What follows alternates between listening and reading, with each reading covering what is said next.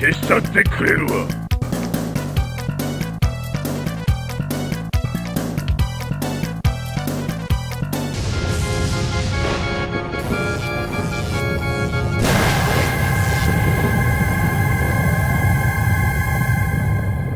Yo tout le monde, bienvenue sur DBTime, vos vidéos sur Combo. Alors, en temps normal, on est content de se retrouver, mais là, je dois vous dire que la vidéo n'était pas prévue du tout. Il était prévu qu'on fasse un live à la sortie du chapitre. Généralement, c'est le 20 du mois, vous le savez, chaque mois, il y a le chapitre qui sort sur Manga Plus. Ouais. Mais là, il y a eu des leaks. Des leaks vraiment amples, on peut dire ça? Oui, bah c'est des leaks qui sont... qui dévoilent 80% de ce qui va se passer dans le chapitre dans les grandes lignes, notamment grâce à un tweetos DBS Hype qui a récupéré du coup le V-Jump en avance et qui a pu lâcher les premières images en attendant la publication officielle, comme tu le nommais, qui va arriver au moment où on enregistre normalement dans 2 à 3 jours. Et donc il faut qu'on parle parce que là moi mon cœur de fan va pas, j'ai envie de pleurer, ça va pas du coup, donc ce que je te propose, frère, je lis le synopsis. Vas-y, lis le synopsis. Et on s'arrête à chaque passage Vas-y, écoute la vidéo. Pendant qu'il lit le synopsis, moi je vous mets les images, s'il y en a, qui correspondent. C'est les leaks, hein, c'est le chapitre. C'est DBS Hype qui a posté ça du coup sur Twitter. Allez, c'est parti. Donc, le titre du chapitre, l'erreur de calcul de Merus. Merus et Whis remarquent que Goku ne suit pas le plan initial et commence à utiliser sa pleine puissance contre Molo qui fait de même. Molo se fait repousser pendant leur confrontation, ce que Gohan prend pour un point positif. Après que Goku ait lancé quelques coups à Molo, ce dernier revient dans le combat. Observant la pleine puissance de Goku, Molo en conclut qu'il va sûrement gagner. Sur la planète de Beerus, Merus est inquiet de savoir si Goku peut maintenir les prémices de l'Ultra Instinct comme cela. Mais oui, se demande même si Goku aurait pu mettre Molo au pied du mur avec le plan initial en préservant son énergie. Merus admet qu'il a sous-estimé l'étendue de la puissance de Molo. Goku note cela également et parie tout sur sa pleine puissance. Les Saiyans étant connus pour dégager toute leur puissance et même leur puissance cachée quand ils sont au pied du mur, surtout Goku. Ça commence du coup avec tout ce qu'il faut pas faire du Migate no Gokui. La caricature à l'état pur. La caricature à l'état pur. Mais surtout que c'est les signes, là il a les signes de l'Ultra Instinct. Donc les signes de l'Ultra Instinct, ça veut dire qu'il maîtrise pas encore une forme qui est censée lui permettre d'attaquer et d'esquiver instinctivement. Donc là, de ce qu'on avait vu, surtout pendant le tournoi du pouvoir, sous ces signes de l'Ultra Instinct, il est beaucoup plus doué pour esquiver, pas encore pour attaquer instinctivement. Donc je veux bien qu'il réfléchisse à comment il va attaquer. Mais là, il y a plus d'esquive, a priori de ce qu'on a dans le synopsis. Après, on n'a pas lu le chapitre. Hein. Mais a priori, on n'est plus sur d'esquive. Et surtout, le combat contre Molo, qui est un magicien, donc un sorcier, en quelque sorte, se résume à de la puissance. Ouais, on y reviendra après. Hein. Restez vraiment tout le long de cette vidéo parce qu'il y a des choses à dire. Deuxième partie, sur Yardrat, du coup. On a des nouvelles de Vegeta. Donc Vegeta réussit à utiliser une certaine technique et laisse plein de petits Yardrats sur le sol, n'ayant plus aucune énergie. Pibala est heureux de constater que Vegeta l'a fait et soigne ses amis. Vegeta sent que la Terre est toujours intacte et demande à Pibala de le téléporter là-bas. Pibala ne veut pas. Les autres Yardrats indiquent même qu'il est interdit d'utiliser le déplacement instantané pour aller sur d'autres planètes. De plus, Pibala explique qu'il ne peut pas se rendre sur des planètes où il ne connaît personne, mais bien qu'il connaisse Goku, il ne peut sentir son ki. Vegeta se dit que Goku doit utiliser l'Ultra Instinct qui ne peut être senti que par des dieux. Il refuse ensuite la proposition d'Illico d'utiliser un vaisseau, ce qui lui prendrait 10 jours. À la place, il veut apprendre le déplacement instantané le plus rapidement possible. Bon alors, jusque là, ça se tient. On peut dire ce qu'on veut, mais ça se tient. Après, oui. Vegeta qui va utiliser le déplacement instantané, c'est tout ce qu'on voulait pas. Là, c'est tout ce qu'on voulait pas, ouais. C'est ça, c'est tout ce qu'on voulait pas. On y apportera une petite nuance après malgré tout, mais c'est tout ce qu'on voulait pas. Voilà, clairement, tout ce que je veux pas, c'est en train d'arriver. Ensuite, de retour sur Terre, Goku est poussé dans ses retranchements par Molo qui dit « Comme je le pensais, tu as atteint tes limites ». Goku est très frustré et augmente sa puissance encore une fois, mais s'écroule sur le sol. Whis réalise qu'il n'y aura sûrement pas de miracle cette fois-ci. Beerus interrompt les anges en leur disant qu'il a faim et veut un repas extraordinaire. Tu vois, ça m'énerve de lire que Beerus, encore une fois, il veut que de la bouffe. Il veut un repas extraordinairement bon. Voilà. ok? T'as compris qu'il sert à rien encore une fois. Je m'attendais pas à ce que Beerus intervienne dans ce chapitre, mais c'est encore pire que ce que je pensais. Vraiment pire que ce que je pensais. Oui, c'est d'accord et arrête d'observer le combat. Tandis que Mérus a peur de ce qu'il pourrait advenir sur Terre et pour les autres planètes, Whis lui répond qu'il s'agit d'un cycle nécessaire dans l'univers, que des planètes naissent et meurent. Il s'agit des missions des dieux de la destruction et des Kaioshin. Les anges n'ont rien à dire. À la fin, Whis rappelle à Mérus de ne pas l'oublier. Mérus lui répond juste oui. Goku se fait une nouvelle fois jeter à terre et perd l'Ultra Instinct, alors que Moro est prêt à absorber l'énergie de Goku. Numéro 17 et numéro 18 interviennent. Numéro 18 lui dit que s'il veut absorber de l'énergie vitale, Moro peut essayer de prendre les leurs. Moro est surpris que la Terre ait la technologie nécessaire pour créer des humains artificiels. Bon, finalement, ce qu'on a prédit depuis 800 milliards de temps à peu près, que numéro 17 et numéro 18 qui ont le ki infini, serait peut-être bien à un moment donné de s'en servir. Bah, finalement, ils s'en servent un peu. Ouais, c'est de la merde. Je te dis, non mais... Rappelle-toi, quand on avait vu qu'ils étaient intervenus contre Seven Slee, on s'était dit, putain non. On voulait que ce soit contre Molo qui l'utilise, parce que contre Seven Slee, c'est le sbire, c'est le subalterne. Et là, il l'utilise contre Molo, mais c'est pas pour briller. Pas du tout, c'est pour gagner du temps avant l'arrivée de Vegeta. Là, il joue le rôle de Paikuran dans le 12e film pour que Goku fusionne avec Vegeta. Littéralement, ce sont des... C'est quoi le mot? C'est de la chair à canon, c'est des substituts, numéro 17, numéro 18 là. Ouais, donc Ils le servent numéro qu'à gagner 17, du temps. MVP sert plus à rien, clairement. Ouais. Alors je suis content, hein. Ok, d'accord, on souligne leur présence et leur utilité, mais en vrai, scénaristiquement, tu les mets pas. Tu peux trouver n'importe quoi d'autre pour que Vegeta arrive quand même. Tu mets Piccolo qui se fait bastonner, tu mets Goten et Trunks qui arrivent, qui se font bastonner, tu mets Molo qui a envie de manger des fougères parce qu'il se trouve que les boucs qui mangent des fougères sur sa planète, et ben Vegeta il arrive quand même à temps pour sauver Goku. Tu mets n'importe quoi, tu vois, scénaristiquement ils ont pas d'importance, c'est ça que je dis. Ouais, bon. Retournons donc sur la planète Yardrat où donc Vegeta essaie le fameux déplacement instantané, mais il finit dans une poubelle. Alors qu'on lui rappelle d'essayer de sentir l'esprit, le spirit control de manière correcte, lui et Pibala notent que Goku a perdu sa forme d'Ultra Instinct. Vegeta se dit alors que Goku a dû perdre.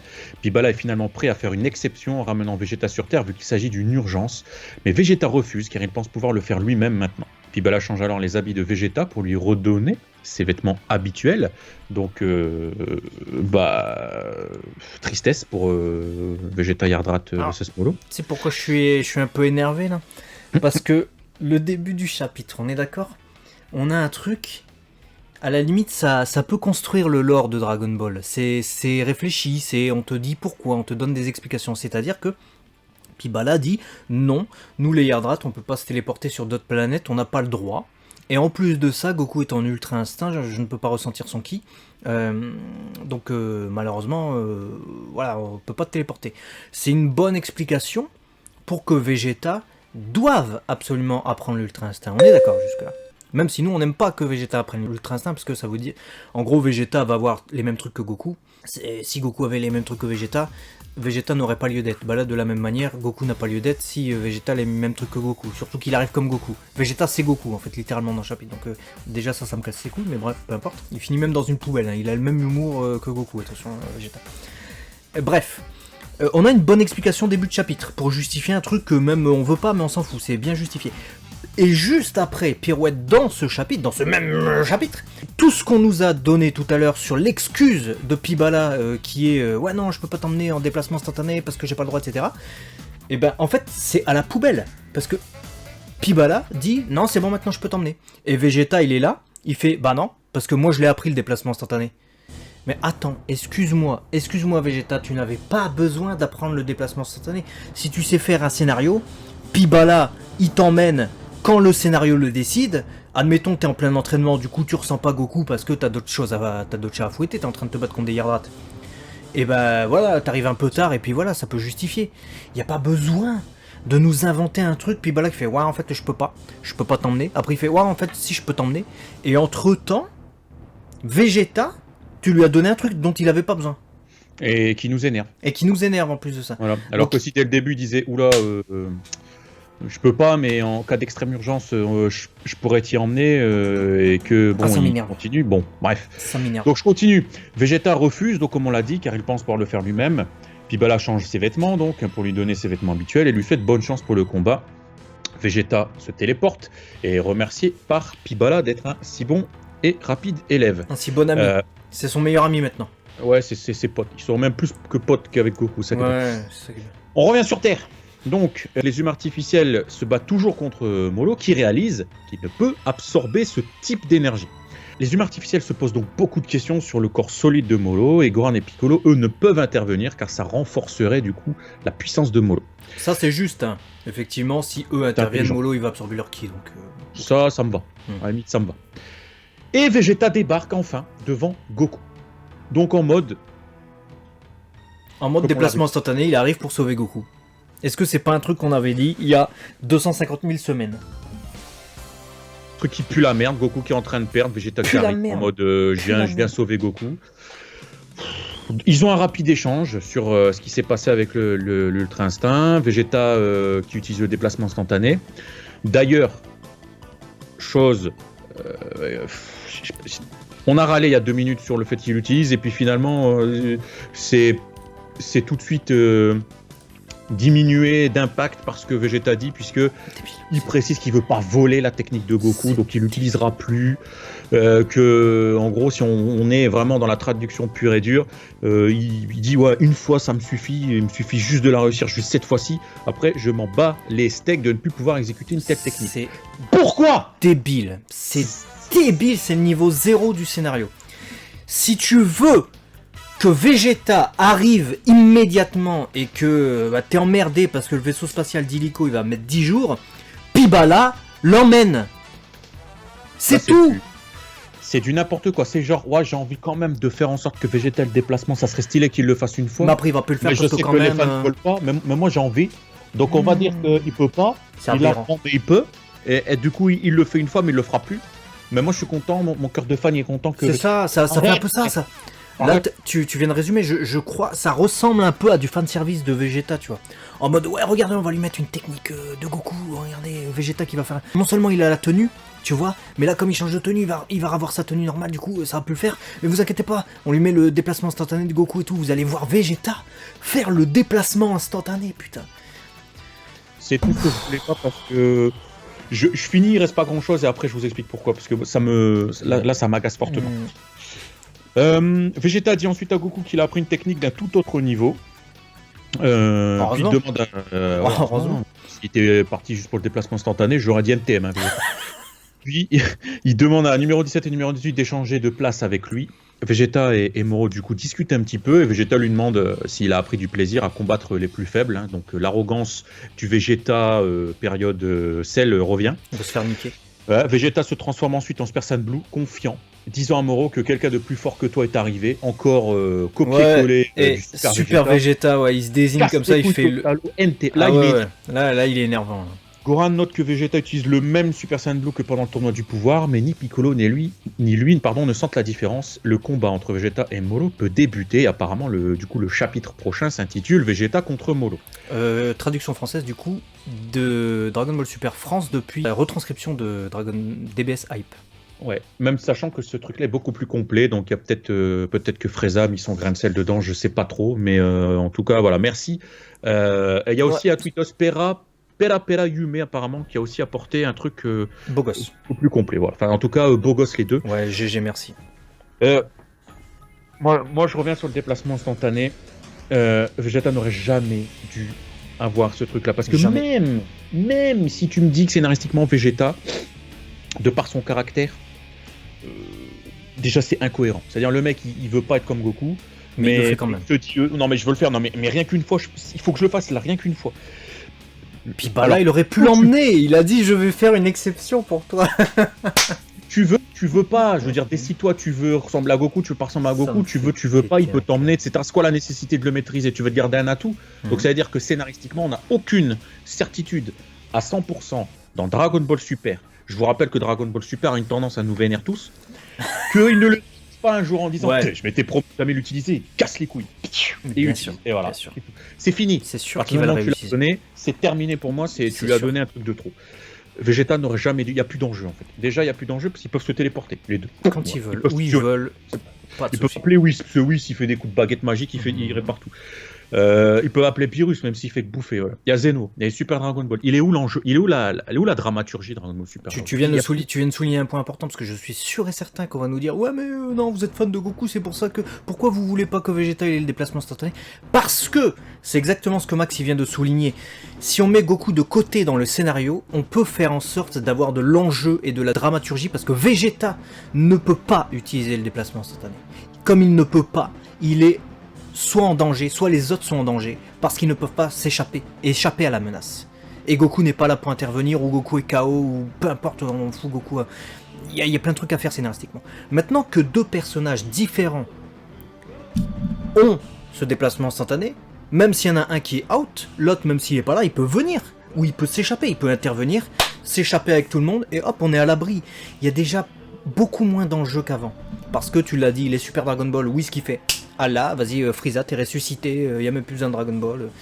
Plein de trucs comme ça dans Dragon Ball Super déjà. Et là, Mais alors là, bah là, on vient déstructurer non seulement pas des Deus Ex Machina bis, allez, des petits. Je vais pas. Il faut quand même les récolter, les Super Dragon Ball. Faut parler la langue, mais bref. Non, attends, elle est récoltée. Mais tu rigoles, dans Dragon Ball Super, le grand Oui, c'est prêtre, vrai. il fait, c'est bon, j'ai récolté les Super C'est vrai. Dragon Ball. C'est vrai. Bon, allez, admettons. Mais là où ça devient vraiment rageant, et je veux que vous compreniez le message, c'est pas qu'on est, comme tu l'as dit, pro Vegeta, pro Goku, pro ceci, pro cela, qu'on a envie de râler, qu'on C'est s'amuse à râler. C'est juste que scénaristiquement l'histoire. il y a 42 tomes. Goku, il a été développé, d'accord? Kaioken, d'accord? Super Saiyan. Il va chez les Yardrats. Il arrive à revenir sur Terre. Vegeta, il est développé d'une autre manière. Il a eu sa même si c'est pas une forme en tant que telle, mais si tu veux, il y a eu Majin Vegeta qui rend Majin Vegeta unique. Tu vois ce que je veux te dire? Si demain tu mets Majin Goku, Majin Vegeta, Goku déplacement instantané, Vegeta déplacement instantané. Si tu me mets Super Saiyan 3 Vegeta, Super Saiyan 3 Goku. Si tu me fais copier-coller les deux personnages, à quoi ça sert d'avoir eu une œuvre qui s'est développée pendant une décennie complète pour finalement me détruire toutes les bases d'un équilibre de cette C'est dualité? Vegeta et Goku ont chacun un atout que l'autre n'a pas. Ils ont leur singularité, et là, on Ouais. détruit leur singularité en faisant De la de merde. Vegeta Goku. Là, Vegeta, c'est Goku. Hein. Si vous reprenez Dragon Ball, qui c'est le héros qui intervient au moment où ses amis sont en danger et sont en train de périr avec le déplacement instantané ou que sais-je, parce qu'il a eu un power-up?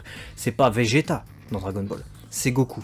Moi, ça me gêne pas que ce soit Vegeta là qui ait ce rôle-là. Ça me gêne pas. Ce qui me gêne, c'est que Vegeta, ce soit Goku là. Vegeta qui subit un entraînement avec des Yardrats, on l'a dit déjà, ça nous énerve. Ça devait être Goku qui devait aller là-bas. Vegeta, il aurait dû avoir un entraînement avec Whis ou avec Merus, ça aurait été logique. Et il arrive en déplacement instantané. Avec cette explication dans ce chapitre surtout. C'est surtout ça, cette explication dans ce chapitre où ouais non en fait t'en as pas besoin, ouais non en fait t'en as besoin. Ouais, en fait finalement t'en as besoin mais t'en aurais pas eu besoin, c'était pareil parce que je pouvais t'emmener. Mais putain, mais c'est écrit avec le cul. C'est écrit avec le cul. C'est ni Attends. fait ni à faire. J'ai jamais auto rangé, je crois, sur un chapitre de DBS. Ouais, comme tu dis, c'est ni fait ni à faire. Et d'ailleurs, on vous fera une vidéo ou alors on l'inclura peut-être dans la review du chapitre. J'aimerais qu'on revienne sur toutes les fois où le déplacement instantané a été unique à Goku et en quoi il a scénaristiquement apporté quelque chose qui était bourré de tension et en quoi en fait ça déstructure totalement le château de sable de cartes, appelle ça comme tu veux, que d'avoir donné ça à Vegeta. Moi, ça me contrarie beaucoup en fait pour l'équilibre de l'œuvre. Voilà, toujours est-il que on y reviendra un peu plus dans la review parce qu'il y a des choses aussi qui nous ont un petit peu contrarié. Cette fameuse apparence de l'Ultra Instinct mélangée à une aura de Super Saiyan Blue. Oui, Molo également, qui maintenant il se combat au corps à corps et puis Goku il en a plus rien à faire. Il cherche même plus à ne pas se faire toucher. Ouais. Il y a plein de trucs à dire. On parlera du coup de tout ça dans la review. Dites-nous ce que vous pensez de ces leaks dans les commentaires. Voilà, nous on a été un peu. Moi, je suis Voilà, déçu, c'est réaction à chaud, hein, et on est un peu déçus. Un peu beaucoup même. Ouais, parce que on est tombé pile dans la caricature, la facilité de l'arrivée de Vegeta, de déplacement instantané, de ce qu'on attendait de l'Ultra Instinct. C'est pile ce qui arrive. Un mollo qui est surpuissant, on sait pas pourquoi. Un numéro 17, numéro 18 mal exploité. Il n'y a rien de surprenant en fait. Et... En tout cas, pas positivement. Non. Pas positivement. Dites-nous vous dans les commentaires si vous partagez et si vous nous trouvez dur. Si voilà, peu importe, vous avez libre expression. C'est une vidéo 100% spoiler. Donc. Et nous, on se dit à très vite du coup sur la chaîne. Très vite sur DB Times avec une review qui, selon si le chapitre est mieux que les leaks, parce que parfois les leaks peuvent être orientés, on ne sait pas, sera salé ou pas. Ou sucré. On verra. Salé ou sucré, on verra ça cette semaine. Comme la sauce soja. C'est ça, la sauce soja qui jaillit donc des poubelles dans laquelle était Vegeta. A très vite, Matane. Ouais.